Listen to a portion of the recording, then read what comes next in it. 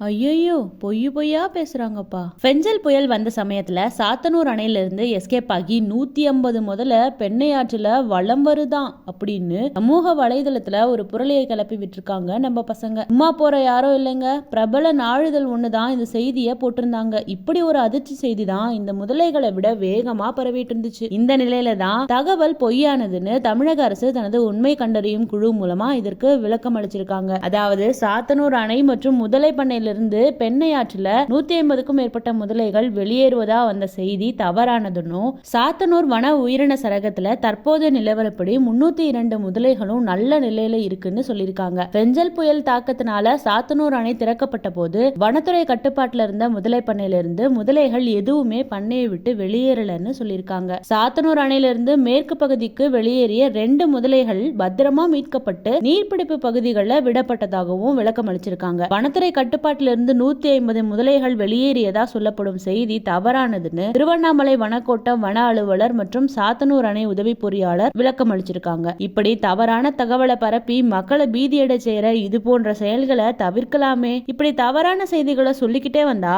அப்புறம் புலி வருது கதையாதான் ஆக போகுது. நிஜமாவே முதல்ல வந்து அதுவும் பொருளின்னு நம்பிட்டு இருக்க போறாங்க.